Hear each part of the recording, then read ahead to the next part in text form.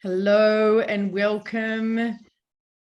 Welcome to the co-design seminar series. We're about to kick off. We've got it's great to be back for this semester. If you're here, I would ask you to stay on mute while you're not presenting or not in a breakout group, and you could put your name and where you're from in the university and what land you're on in the chat.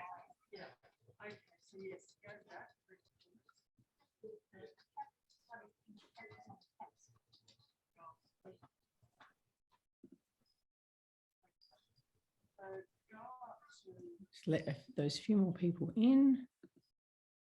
And I reckon we should get started. I don't do too many things. Okay, great.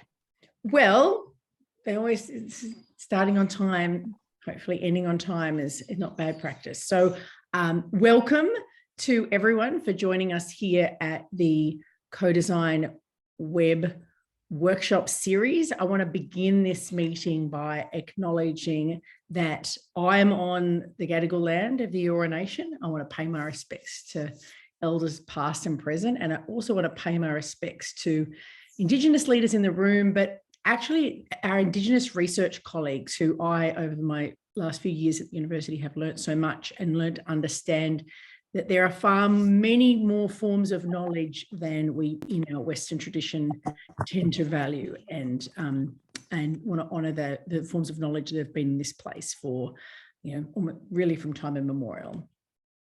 So welcome or welcome back. Some of you may have been in this space with us before. Some of you, this might be your first time. To all of you, we send out a special welcome. This is a space for cross-faculty Sydney University researchers interested in co-design. Now, I am one of a team of people who is interested in this question of co-design as a research method and how we can do community-led research well. My name is Amanda Tattersall, and I'm an associate professor of practice with the Sydney Policy Lab.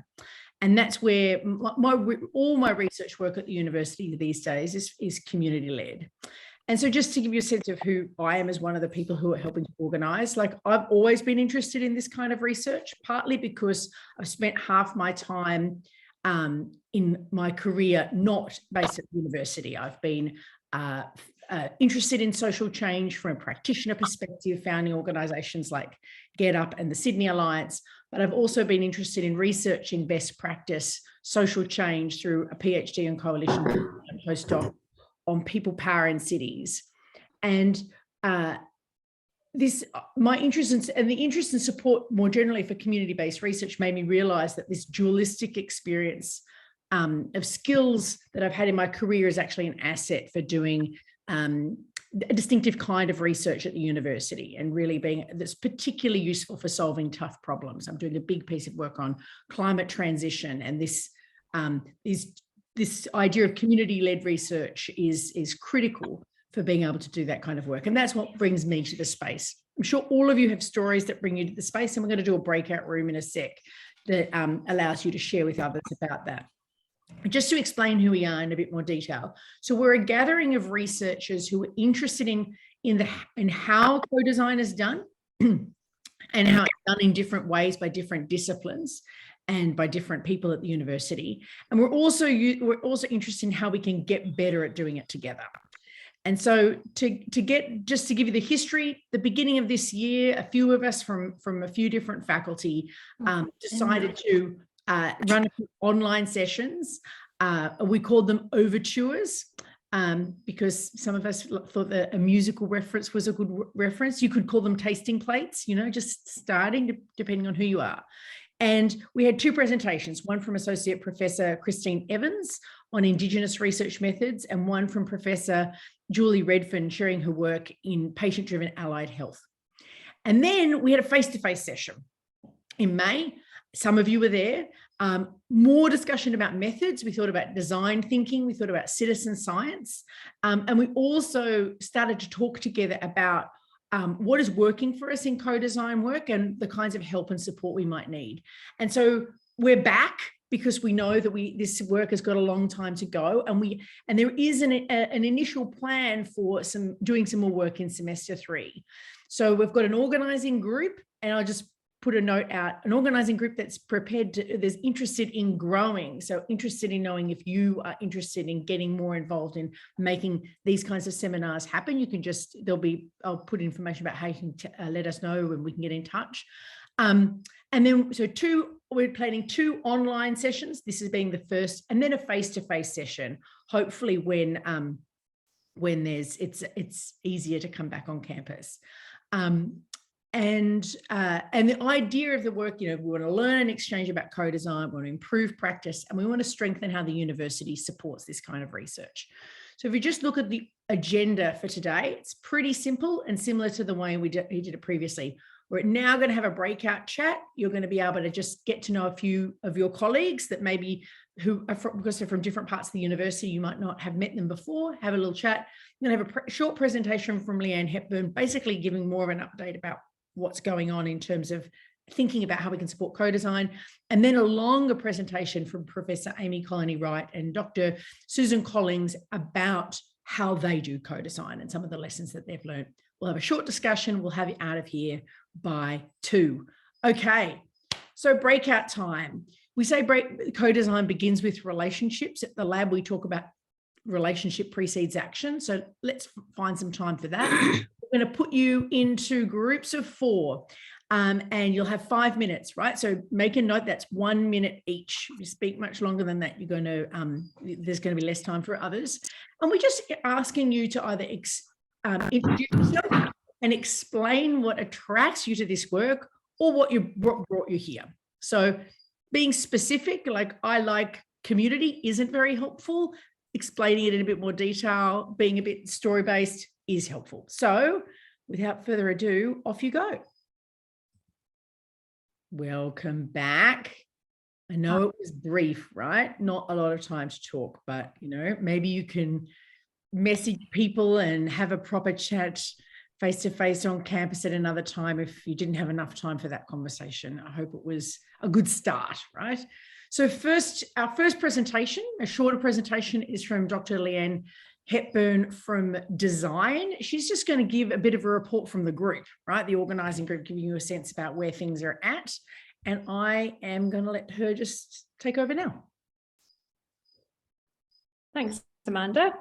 So what I'm going to share back today are some of the findings from our face-to-face workshops. We were delighted to get people in a room again, face-to-face, having a conversation. We also had a secondary group joining us remotely. So it was kind of blended hybrid model. But what I wanted to do is just summarize some of those findings and then see how they land, see where you guys think we should prioritize where we go next. So we asked people in the workshop, what did they think was working from a co-design perspective? And we got lots of really interesting insights. People talked about co-design as an approach. So that valuing of lived experience, of enabling perspectives to inform our work, is a way to engage with communities. We also talked about the different levels of co-design in that approach and how we understand it.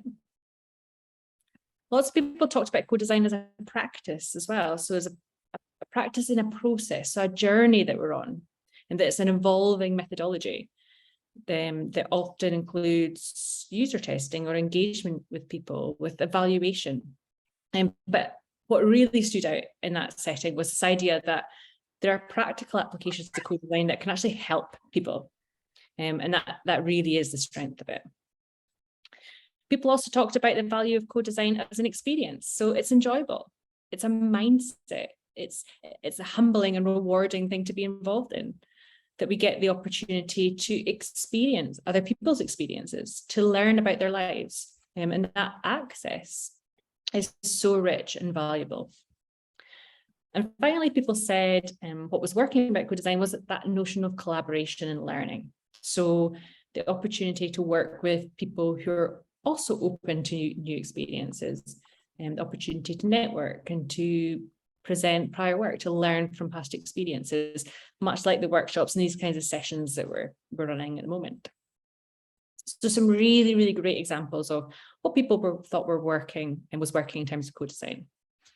And we also asked the flip side of that. So what wasn't working? And some of the challenges, of course, we had a list of challenges that was twice as long as what is working, but they were all around these similar areas. And the first was around ethics in administration. So, how we understand and apply for ethics as a process, and then ethics as a practice. So how does it fit within our understanding of code design as a practice itself? We talked a lot about administrative constraints on sites, or getting people involved in processes that maybe didn't understand, managing expectations and managing resources, having written agreements and all that practical things like memorandums of understanding. People also talked about the research foundations of co-design. So does it actually qualify as academic research? Where does it start? Where does it end? How rigorous is it? How can we manage expectations between people who are engaged with us in a co-design context and research intent? How do we translate into the research outcomes? We also talked in this conversation quite a lot about qualitative research, the potential for bias in that space, and how to mark out boundaries within a co-design space. And another key topic that came up here was timelines. So different goals and timelines between stakeholders, and being able to both manage and mediate those boundaries. The next point comes on directly from that. So it was around definition. So how do we understand co-design? How do we individually define it? And then how do we do that collectively across our disciplines, across projects, or across the globe? And there are multiple terms and uses and applications. So there's a conversation around, do we need to redesign that? Do we need one definition? Or is that plurality what gives value?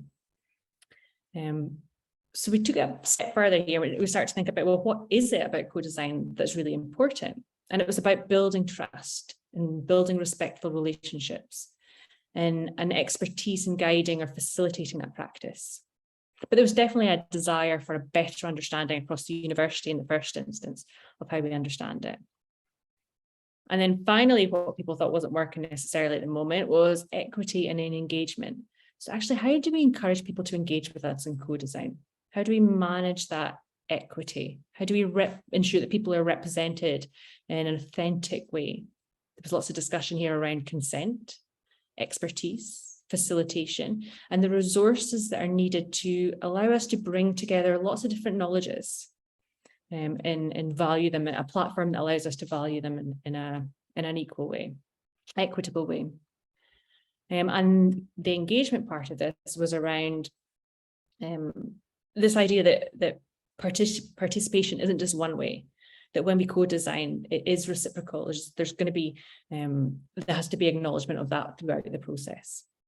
So those were some of the bigger challenges that people discussed in terms of what they found challenging about their own co-design experiences. And then we thought, well, what could University of Sydney do to support co-design? Now, this might be the university strategically, or that might be us as a collective. So this is on lots of different levels. But there were two main areas. And the first was in learning. So people asked for practical training opportunities in co-design, potential seed or partnership funding, more information on ethics, and also some information on how to really evaluate and measure the impact of co-design, both in a practice-based and a research context. And then on the flip side of that, we also have sharing. So actually, how can we share? Where can we create more opportunities to learn from one another? In terms of people, who are our co-design practitioners across the university? How can we identify and access them? And what resources are available? What do we need to look for? And then where do we find it? And then finally, this idea of a community. Can we come together to build a community for interacting and engaging around co-design? And what should that look like? So those were 8 areas that were really interesting.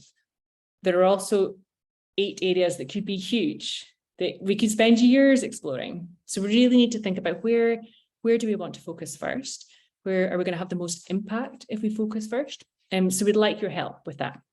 What I've got is a ranking system on Menti here. There's a link, and we'll pop the link into chat as well. I would like you just to take a couple of minutes just to prioritize what you think are the most important areas from these 8. So is it training, funding, ethics, impact, practice, people, resources, or community? What would you like to see next? And we're going to take this away, we'll not necessarily give you the results today, but I think the survey might be open for you to see. But we're going to take this away and think about what we're going to do next with that. So we'll pop that link into the chat. Thank you very much. Amanda, that's me. Awesome. Thank you. Thank you, Leanne. So definitely fill out the survey. It's at least a gentle attempt for us to co-design this work that we're doing on co-design, right? Like we might as well practice what we preach. There are some useful tools in our toolbox, but also just want you to know that the working group's always looking for more people, right? Like many hands make light work, and certainly in the practice of co-design, if you're watching this going, oh, I'd like to work with Leanne, she sounds interesting, oh, I'd like to work with this team, email either Miriam or myself, or message us, and we'll be in touch. Our team has been growing because of people's interest, and that's how good collective research works, right? So it takes a team. So we're going to move to our big presentation, and we're pretty excited about the 2 people who are going to be presenting today. Every session that we've run, we've had presentations from different disciplines who use different approaches, right? We're very cognizant of the fact that co-design and different forms of community-led research are done very differently, and we've got a lot to learn from each other. Even though we all might use the word co-design, we might apply it very differently. And they're going to talk about details about community recruitment, scale, challenges, and impact that hopefully provide lessons to you. So let me introduce Professor Amy Conley-Wright and Dr. Susan Collings. So Professor Amy Conley-Wright is the director of the Research Centre for Children and Families, and Dr. Susan Collings is the Senior Research Fellow and Program Lead for Disability and Child Protection. The Research Centre for Children and Families in the School of Education and Social Work aims to contribute policy and practice relevant research to inform the human services sector in New South Wales and Australia. And by taking a rights-based approach, the Research Centre seeks to have an impact on practitioners, the judiciary, and policymakers to promote the best interests of children and their families. And look, there aren't many better at this university than Amy Conley-Wright and her team, and it is a pretty big delight to have them with us today. Welcome. Take the stage, friends. Thank you very much for that introduction, and it's a pleasure to be here presenting with you. My name is Amy, and it's my colleague Susan. We're really delighted to be with you today to share about the work that we've done in co-design at the Research Centre for Children and Families. Before we begin, Susan and I would like to acknowledge that we're both on Darwal country and pay respects to elders past, present, and emerging. And it's been our great honor to work with Lynette Riley on the ARC linkage that we're going to be sharing today as part of that research. So we wanted to start by giving you a little bit of background about the Research Centre for Children and Families, and then talk to you about how co-design plays a part in the work that we do. And we're going to be sharing a number of examples of the work that we do and sort of illustrating some of the principles of co-design.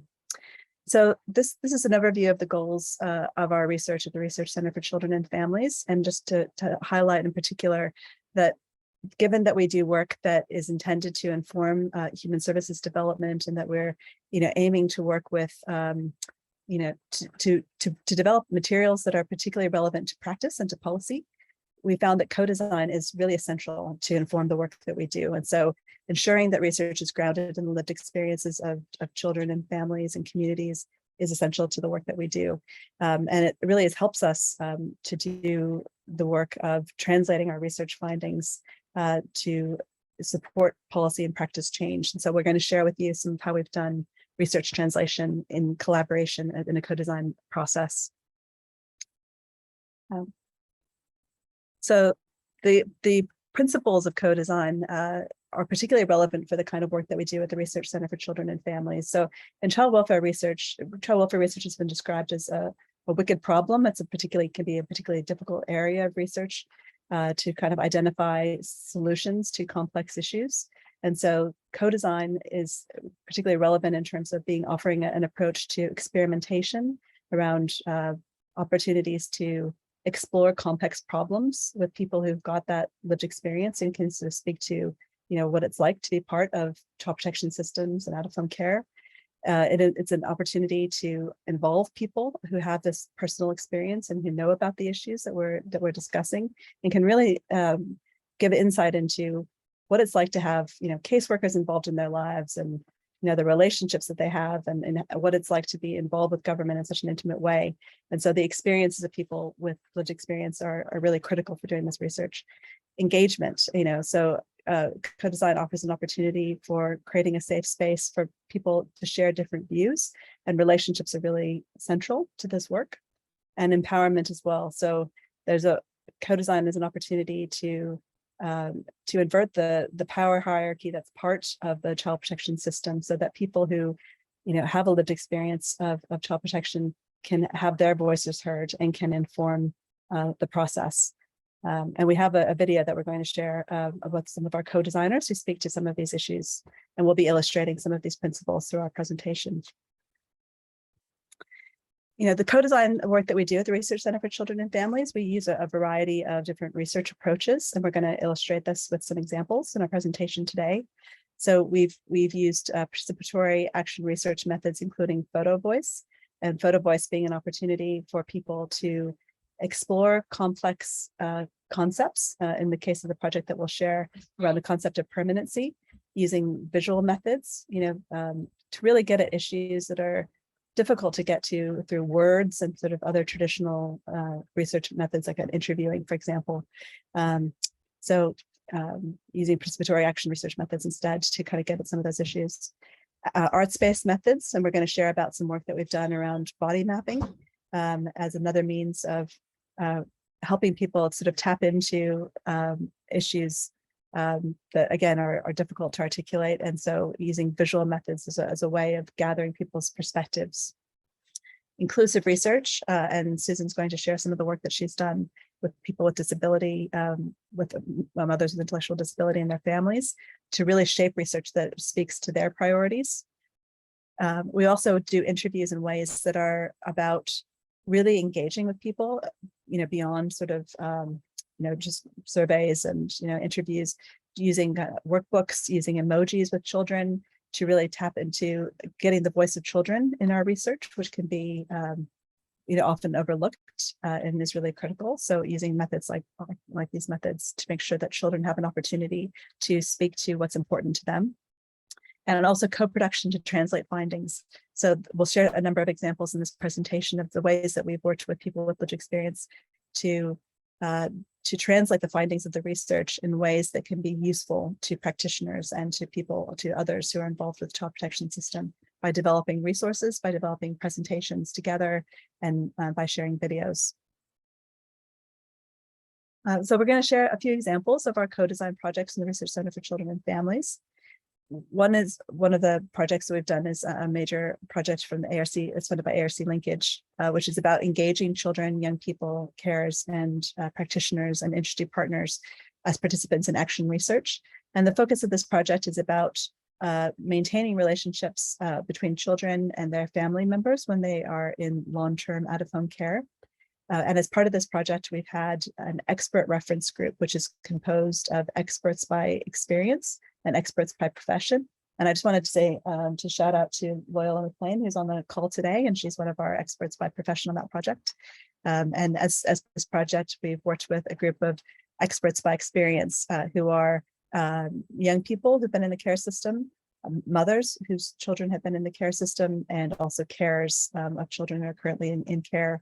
And those experts by experience have worked with us to develop a series of materials that we're going to share that highlight the experience that they've had, and reach out to others, with a similar experience about, what can make these relationships work, to keep children connected to their families, and also, translating this to children. We've got some children's books that were developed as part of this. And some materials for young people as well. So we wanted to share with you the perspectives of three of our experts by experience from this project in a video.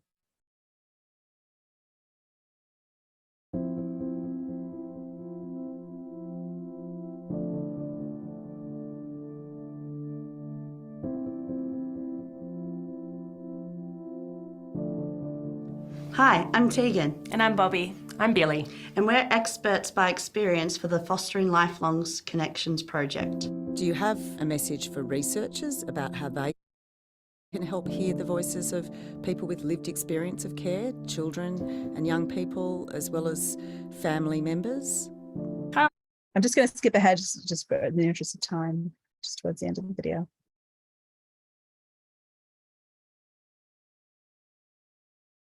Families don't have power in this system. It's all caseworkers, courts, and other professionals who kind of get to call all the shots, have the final say.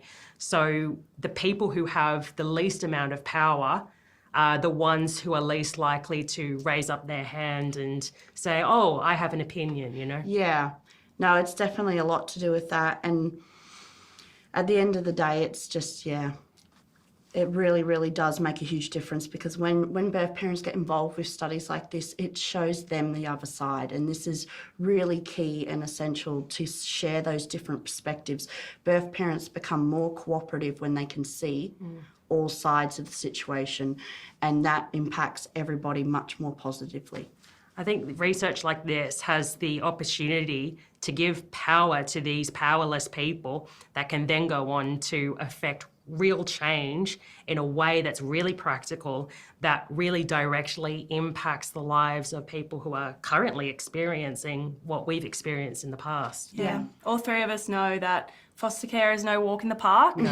And but we all know the impact passionate people can make they can make a huge difference. Yeah. So our three partners in that video have worked with us with some examples that we'll share in the following slides. Oops, sorry.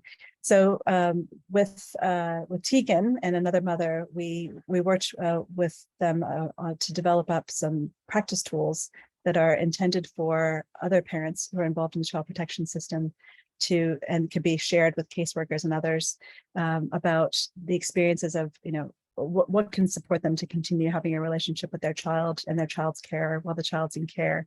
And so these were all messages that were developed by the mothers that we worked with, and then working with a graphic designer to kind of design it in a way that was visually appealing. But all these sort of messages came from the mothers in this instance. And we developed a series of 3 tip sheets with the mothers that have then gone on to be used with other parents who are involved in child protection. And then we've also developed, we have a collaboration with an industry partner, which is the Australian Childhood Foundation in this project. And they've also worked with us around trauma-sensitive resources for families with children who have complex trauma. And so that's another form of co-design that we've done, where we've worked with this industry partner to think about how to take complex messages around trauma and translate that in ways that can be simplified and can be made useful for practitioners to share, in this instance, for a child who may be experiencing trauma, a kind of sense of escalation, of feeling connected, to feeling kind of threatened and overwhelmed. And so working with those partners to think about what the messages are and ground that in this instance in professional experience as well as lived experience. And I'm going to hand over to Susan to share some other examples of co-design that we've used using the methodologies of photo, voice, and body mapping. Thanks, Amy. And before we do, because I realise I didn't put a slide in, these are the books that the 2 of the young people with a care experience also wrote, books for children and young people. Again, this fills an incredible research gap, and while we supported them, they authored these and illustrated them and designed them, but they would not have actually been able to do that had they not already been in relationship with us and we were able to support them, we were able to pay them, they had access to, as Amy said, the Australian Childhood Foundation to help them with the messaging around trauma. So, and they were headline acts at the International Childhood Trauma Conference a couple of weeks ago. I suppose it's been an opportunity for them to develop themselves. And I think that speaks to the point that Leanne made about reciprocity. really important what not just what we gain as researchers in sharing this space with other kinds of knowledge holders and experts, but actually what they can gain for their own development. So I'm conscious of the time.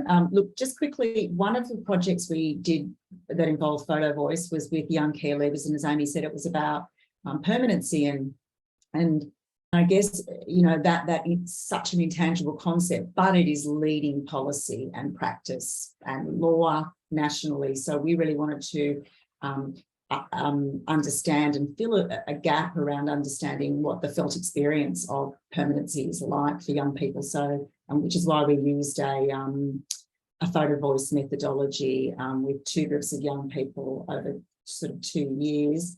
And produce with them a kind of a book of their, and this is some examples from the book that they produced. And again, it was an opportunity for them to present that material and that publicly. So that some of that sort of co-production and dissemination work was led by some of the young people we worked with. Again, that's also a choice, and I think that speaks to some of the challenges that Leanne raised in the session you had earlier this year around how much, you know, expectations and how much people actually want to carry on past the research itself. You know, there needs to be some flexibility around people have lives, they're not professional researchers. But, you know, these 2 images were reflective of some key themes around what makes people, young people and children, feel they belong in the place that they call home, which was not at all about what the research tells us about the importance of legal permanency, the importance of, you know, of a home. It was very much about relationships and actually a lot about immersion in nature to ground yourself and feel connected, not just to other people, but to sort of things beyond your small, you know, your small part of the world. Do you want to just move that one on there? So the other one we wanted to briefly share was the use of body mapping, and the image here is just such a perfect example because I think it just speaks volumes about this is an immersive, very sort of multimodal kind of engagement in body mapping, and it very much speaks to that kind of, you know, attempt to engage and really sort of understand how you can do that in ways that don't rely on people being able to communicate, either because they have verbal communication limitations or because what is being asked of them to communicate is very intangible. So it's non-verbal storytelling. You actually populate a symbolic body, and as this person is doing, you know, the body, it's a life-size outline, and you tell a story or multiple stories about your life. You know, very important that the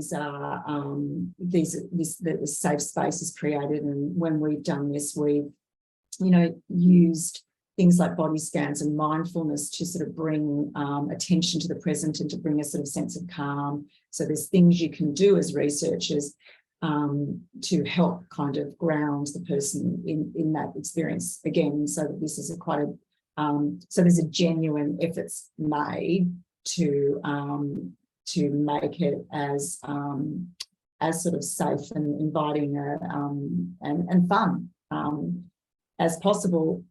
As you can imagine, this takes, and the question of resources was again raised. You know, there's a lot of, it's resource intensive and time intensive, so that's something that's always a challenge, I suppose, but well worth the effort. And we used it. So the next slide, Amy. You can see a body map here. This is just an example. We used it to ask mothers with intellectual disability and mothers without intellectual disability who had children in care about what their hopes and dreams were and about what their experience of that was, of seeing their children was like. We involved a disability advocate in the co-facilitation of body mapping with mothers with intellectual disability, and we also had at least at least 2 people there for all of the body mapping sessions. They're individual, because of the sensitive nature of the topic, and really did help people find ways to express the way trauma lives in the body, and also what helps them, helps these mothers sort of find resolution and healing. So we really found it was that method was a great way for them to convey some messages that weren't really there in the qualitative literature that we were familiar with. And we are planning to use it with young people with disabilities to talk about their time in out-of-home care and what they would have liked to have seen different, I guess to again think about that sort of role of advocacy and to involve them in co-production of materials and the development of an application, linkage application. So we will be doing that later this year. Thanks, Amy. We've just recently finished a project, and I think this speaks to the inclusion, because these terms are often quite blurry, you know, and they join together in different ways. In this project, we worked, and it's with a group of mothers with intellectual disability. Now we have worked with them several times before. Myself and Dr. Margaret Spencer from Social Work and Social Policy know these mothers. We know the organisations that support them, and so we were able to. We already had established relationships, and I think that is relationships are everything, and especially when you're talking about disability. You know, understanding how to involve respectfully and what sort of extra supports are going to be needed. We didn't need to learn that stuff on the go, and I wouldn't have attempted this kind of project where we genuinely involved parents, these mothers, in all aspects of research, the kind interpretation of the findings from other aspects of research, and then trying to develop resources that could speak to those findings and could be directed at both parents and workers. You know, this project only had a life of about 9 months, so we really needed to put a lot of time and effort into making sure those mothers were well prepared. We're producing resources. There's a website, there's interviews where the mothers actually interview each other. We did work with disability peak bodies and with some special service providers also as those experts, so bringing together again that different forms of knowledge and expertise, conscious of the time. And this is just one of the interviews, we won't play it, but you know, opportunity for mothers to interview each other and to decide, again, really importantly, decide what messages they wanted to send back to researchers, to workers, particularly child protection workers, but also the NDIS. Yeah, so move on from that, Amy. Yeah, so I guess just in conclusion, the 3 C's are important to think about. So that relationships, collegiality, keeping relationships, building them, showing respect, due respect for them, and it goes again sort of community practice building aspect. You know, these projects often do have a life after their life, and they pivot into other areas, and so that's a really important aspect of that. Compensation, again, we pay our researchers as researchers, and that needs to be factored into funding. So that's obviously a challenge in some cases. And culture, just that welcoming of different forms of knowing and different and valuing of different expertise. We have a website, a YouTube channel where you can see all the things we've given you a taste of and more. Amy, did you want to add anything in closing? No, just that it's just the idea of co-design. It's added such a richness to the work that we do, and I think it has added so much value in terms of the research translation, in terms of what's really important to work with people again who are personally experiencing, you know, the systems that we do research in, and can really highlight the key messages and speak to caseworkers, in our instance, and the other kind of key stakeholders, other people, parents, other young people. And so it's been an incredibly valuable experience, and it's been an investment in terms of building relationships, and it's something we certainly can continue to do. Yeah, and I just, again, the point Leanne made about it evolving very much. This is an evolving knowledge for us. We're really keen to learn because we're still sort of, developing our skills and expertise. So yeah, thanks for the opportunity to share that with you. Fantastic. Thank you, team. And, such an extraordinary piece of research and shows the power of co-design, and also shows the strength of these researchers, because one of them might be really sick right now, but we won't tell you who. And you can tell. I think you can tell who. I'm sorry, everyone. I'm not 100%. The commitment to having this conversation is high, right? It shows that it's high. So I'm going to ask everyone to turn your screens back on, because black boxes are attractive, but I think that you probably are more interesting to talk with. So it's a Q&A. We've got about 10 minutes for the Q&A. I'm going to ask people to either they can put up their hand, like using the function, put up your hand, and you can ask a question. I'd invite you to not make it too long and to make it a question.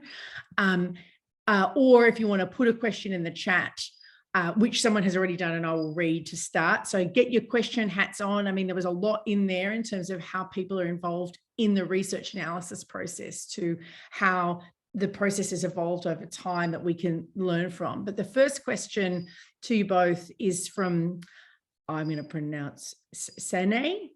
Can I just ask it? Sorry, it's Sana here. Excellent. You're so timely as well. Thanks, Amanda. There was just a response to that in the chat box, but my question is, I've got two quite big research projects that I'm really keen to collaborate with other, to co-design and develop them. One of them is ARC funded, and the other one is supported by the ABC. So I'm interested, how do I find the right people? Like, how do we actually, I'm in this silo of Sydney College of the Arts, and I'm sort of a bit bigger in the SACE, the School of Arts Communication, and gosh, I can't even remember the new acronym, but of our new school. But anyway, beyond that, I can't find the people in early childhood education that I'm looking for, and in feminism, in the humanities. I don't know how to put out my calling card. So is there like a platform, or I know it sounds really arbitrary, but is there something I don't know about in terms of connecting with other academics at UCED? Amy, do you have any thoughts on that? I think no, but I'm glad you can. I think just you could reach out to us and we can sort of see if we can put you in touch with people in our school, particularly if it's in early childhood education, because we're in the School of Education and Social Work. But I'm not sure if other people are doing this direct work in terms of co-design in early childhood, but we can put you in touch with people in early childhood. And just to add to that, in a sense, this is sort of somewhat connected to the work of the Sydney Policy Lab, where it's a multidisciplinary institute, which is sort of recognizing that there's actually stuff happening in different faculties or in different places that can feel siloed, but actually is deeply connected to one another. We just need to have the right relationships. So the same skills we use in co-design around relationships actually need to be applied to our work as fellow researchers. And literally this space that you've come to today is intended to be a place where people from business and medicine and arts and law and science, who normally don't spend much time together because they're too busy trying to publish stuff in their own space, connect with each other, share our skills, share our strengths that exist across the university, that if we had a little bit more time, if we had more space and time for that, we could probably strengthen ourselves. So stick in with this space too, as well as have those ideas. There's some more suggestions for you in the chat from others. See, you give a little and you get a little, right, with co-design. Is there any questions, or I'm even going to dare ask, is there a comment, something that's come up for someone where they just want to get something out about their reaction to what they've heard from Amy and Susan?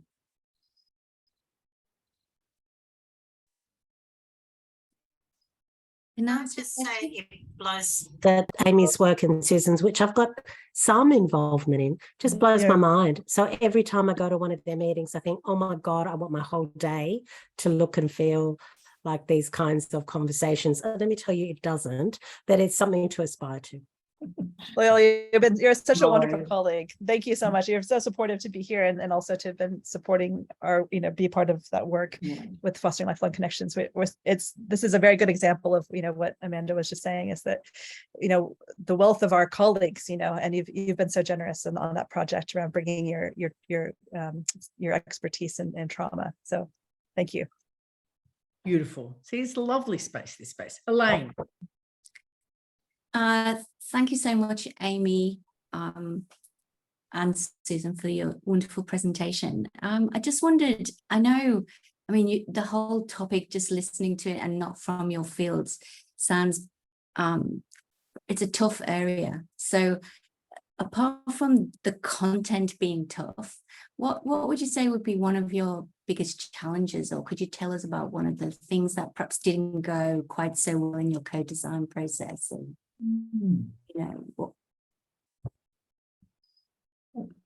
I would say, just the luxury of the ARC timeframe is really conducive to co-design work, and so some of those short timeframe projects make it really hard to do genuine co-design work.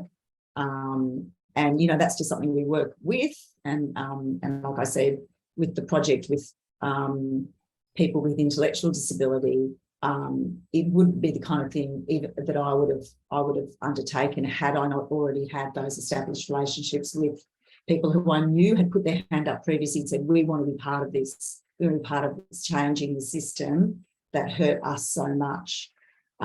So yeah, I think that that would be one of the things that doesn't go so well. Thank you. Very helpful. Rebecca. Thanks so much, Amy and Susan. That was wonderful to learn about your research. I just wondered if you had any advice around ethics. It seems like you would have really good understanding of ethics, considering how sensitive your content matter is. But yeah, just for the rest of us, around that process. Thanks. Yeah, in terms of ethics, I think we kept it sort of pretty broad in terms of what we were doing, in terms of a consultation process for the ARC linkage project. And Susan can speak to her other project in terms of how she set that up. But I think the way that we described it in ethics was a kind of ongoing consultation, and really that the people that we were working with are paid researchers. So it was a bit different. Like they weren't being interviewed per se. They actually were working for the university as paid research associates. And so the work that they were doing in that regard was more collaborative with us rather than us sort of trying to get information from them. So in terms of how we describe that. And Susan, do you want to speak to your other? Much the same. They were not research participants, so it was a different kind of engagement. But I'm thinking about something like meanings of permanency. I guess because we were using participatory action research, and it is, ethics committees are familiar with that methodology. I think if you were going really out there, it might be more challenging. So I guess, but even using body mapping with I think if you just it's just about establishing why it's the best way to approach it, and we've found ethics has not been a problem for us at Sydney. There's always a problem involving participants with intellectual disability, and it's a constant bugbear of mine. I don't think it's unique to co-design. There's often a sort of a pushback on and a slight protectionism around that, but yeah. Excellent. And for those who are interested in ethics, don't forget to tick that box on the survey that Leanne sent around, and she might put the link back in the chat, because we're wanting to know what areas people are interested in focusing. Okay, so last question is from Maggie. Hi there. Thanks, Amy and Susan, for the great presentation. I know that a lot of these really good news stories from co-design can inform like that system level or policy level change. Do you have any examples of co-design in public policy development? That's a good question. I think that the work that we've been doing has mostly been focusing on implications for practice. And so, you know, it's been how can particularly caseworkers change the work that they do. Yeah, so I think that we haven't, it hasn't kind of extended as much into policy per se. It's a great question. Yeah. And I think it also goes back to Leanne's feedback again around, you know, this sort of how, I guess, rigor and whether people take this research seriously, and people being governments. Yeah, so that's I guess a really big an interest for me as well as how you would use it. I mean, often things like participatory action research projects are used in that sort of the public display is part of a call to action. But yeah, how directly they inform policy is a bit hard to say. Okay, we're just before 2 o'clock. Thank you first to Amy and Susan for that extraordinary sort of tour de force of both the sort of idea behind co-design, but also like how you get it done. That's been something that's come up over and over again. People have wanted the tools of actually what are some of the things you actually put into practice when you're doing it. I feel like that was really clear in that presentation and I hope helpful for others. And I also am going to put in the chat, you know, while we're sharing resources, I've put together a 2-pager. It's more focused on what we call the relational method, another one of many different approaches to co-design, but it's got a bunch of links and articles and videos. So if people are wanting to sort of dig around this space and want to read more, that's got a few things. And I would encourage others that if you've got good content and resources and you're okay with sharing them, send it through to Miriam and myself. We're going to slowly try and collect a bit of a bibliography of materials that we can, you know, like a bit of a library of this kind of stuff so we can share it around. So you know what's happening next. We're going to have one more of these sessions, probably in September. We had hoped to have the date set before this meeting, but we didn't. So we will have that probably in September. At some point, there'll be another online session with some amazing presenters. And then we'll have a face-to-face gathering before the end of the year. I can't really make any commitments. And particularly at that face-to-face gathering, whatever was put in Leanne's survey is going to become a really important part of how we structure what we do at that final session, because we want to do it based on what people feel like they need. So do fill out that survey. And if you are interested in joining the working group to sort of get more involved, email myself or Miriam, and we'll be in touch to sort of have a chat and see how you might want to get connected. It's not a massive amount of work by any stretch, but if you're interested in getting more involved in that sort of hub space, we'd be delighted to have you. So we'll see you at the next event. Now you're on the email list, you will receive that information via email with plenty of time to attend. And thank you for coming along. Feel free to unmute and say farewell on your way out. Thank you.